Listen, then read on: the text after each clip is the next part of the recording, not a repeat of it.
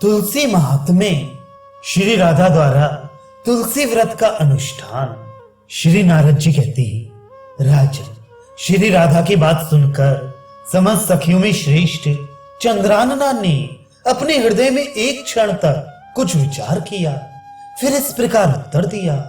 चंद्रानना बोली, राधे, परम सौभाग्यदायक, महान पुण्य जनक तथा श्री कृष्ण की भी प्राप्ति के लिए वरदायक व्रत है तुलसी की सेवा। मेरी राय में तुलसी सेवन का ही नियम तुम्हें लेना चाहिए, क्योंकि तुलसी का यदि स्पर्श अथवा ध्यान, नाम कीर्तन, स्तवन, आरोपण, सेचन और तुलसी दल से ही नित्य पूजन किया जाए तो वे महान पुण्यप्रद होता है। शुभे, जो प्रतिदिन तुलसी की 9 प्रकार से भक्ति करते हैं वे कोटि सहस्त्र युगों तक अपने उस सुकृत्य का उत्तम फल भोगते हैं। मनुष्यों की लगाई हुई तुलसी जब तक शाखा, प्रशाखा, बीज, पुष्प और सुंदर दलों के साथ पृथ्वी पर बढ़ती रहती है, तब तक उनके वंश में जो जो जन्म लेते हैं वे सब उन आरोपण करने वाले मनुष्यों के साथ 2000 कल्पों तक श्री हरि के धाम में निवास करते हैं। राधा के संपूर्ण पत्रों और पुष्पों को भगवान के चरणों में चढ़ाने से जो फल मिलता है वे सदा एकमात्र तुलसी दल के अर्पण से प्राप्त हो जाता है। जो मनुष्य तुलसी दलों से श्री हरि की पूजा करता है वे जल में पद्म पत्र की भांति पाप से कभी लिप्त नहीं होता। 100 भार स्वर्ण तथा 400 भार रजत के दान का जो फल है वही तुलसी वन के पालन से मनुष्य को प्राप्त हो जाता है। राधे, जिसके घर में तुलसी का वन या बगीचा होता है उसका वह घर तीर्थ रूप है, वहां यमराज के दूत कभी नहीं जाते। जो श्रेष्ठ मानव, सर्व पापहारी, पुण्य जनक तथा मनोवांछित वस्तु देने वाले तुलसी वन का रोपण करते हैं वे कभी सूर्य पुत्र यम को नहीं देखते। रोपण, पालन, सेचन, दर्शन और स्पर्श करने से तुलसी मनुष्यों के मन, वाणी और शरीर द्वारा संचित समस्त पापों को दग्ध कर देती है। पुष्कर आदि तीर्थ, गंगा आदि नदियां तथा वासुदेव आदि देवता तुलसी दल में सदा निवास करते हैं।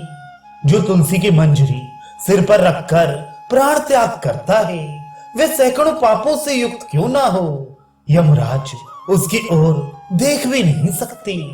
जो मनुष्य तुलसी काष्ठ का घिसा हुआ चंदन लगाता है उसके शरीर को यहाँ क्रियामाण पाप भी नहीं छूता। शुभे, जहां जहां तुलसी वन की छाया हो वहां वहां पितरों का श्राद्ध करना चाहिए। वहां दिया हुआ श्राद्ध संबंधी दान अक्षय होता है। सखी, आदिदेव चतुर्भुज ब्रह्मा जी भी शांग धनवा श्री हरि के महात्म्य की भांति तुलसी के महात्म्य को भी कहने में समर्थ नहीं है। अतः गोपनंदिनी, तुम भी प्रतिदिन तुलसी का सेवन करो जिससे श्री कृष्ण सदा ही तुम्हारे वश में रहे।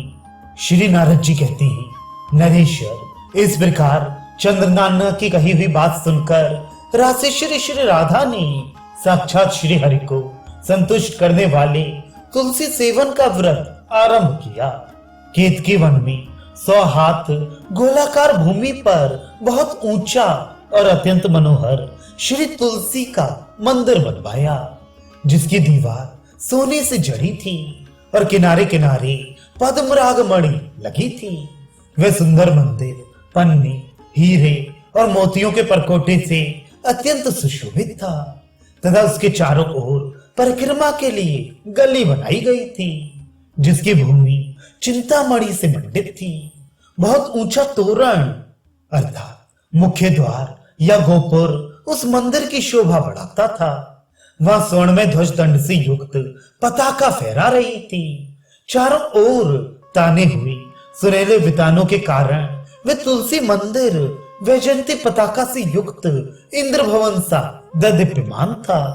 ऐसे तुलसी मंदिर के मध्य भाग में हरे पल्लवों से सुशोभित तुलसी की स्थापना करके श्री राधा ने अभिजीत मुहूर्त में उसकी सेवा प्रारंभ की। श्री गर्ग जी को बुलाकर उनकी बताई हुई विधि से सती श्री राधा ने बड़े भक्ति भाव से श्री कृष्ण को संतुष्ट करने के लिए आश्विन शुक्ला पूर्णिमा से लेकर चैत्र पूर्णिमा तक तुलसी सेवन व्रत का अनुष्ठान किया।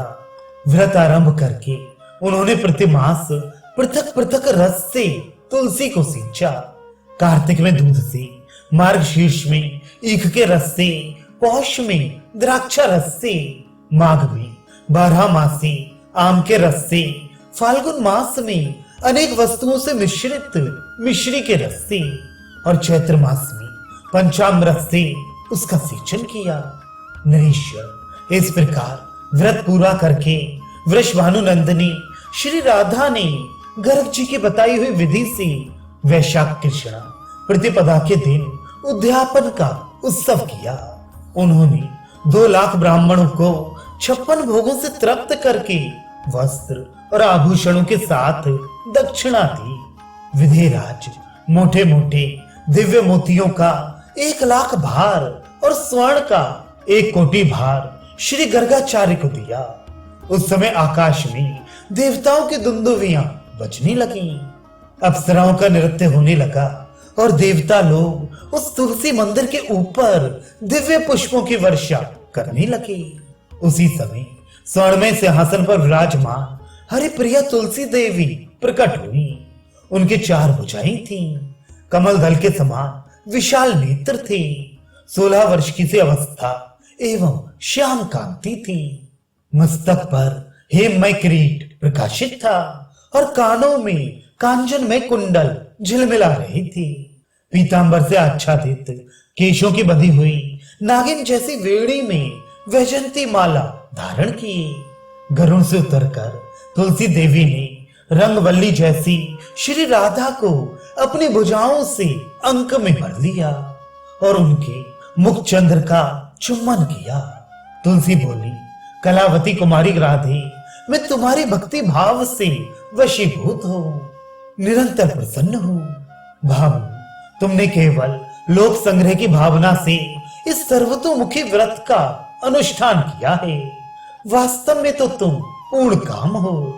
यहाँ इंद्रिय, मन, बुद्धि और चित्त द्वारा जो जो मनोरथ तुमने किए हैं वे सब तुम्हारे सफल हो, पति सदा तुम्हारे अनुकूल हो और इसी प्रकार कीर्तनीय परम सौभाग्य बना रहे।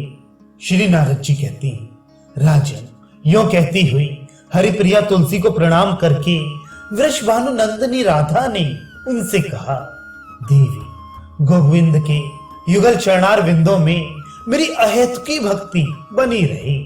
मैथिल राज शिरोमणि तब हरिप्रिया तुलसी तथा स्तु कहकर अंतर्धान हो गई। तब से वृषभानुनंदिनी राधा अपने नगर में प्रसन्न चित्त रहने लगी। राजन, इस पृथ्वी पर जो मनुष्य भक्ति परायण हो श्री राधिका के इस विचित्र उपाख्यान को सुनता है, वह मन ही मन त्रिवर्ग सुख का अनुभव करके अंत में भगवान को पाकर कृतकृत्य हो जाता है।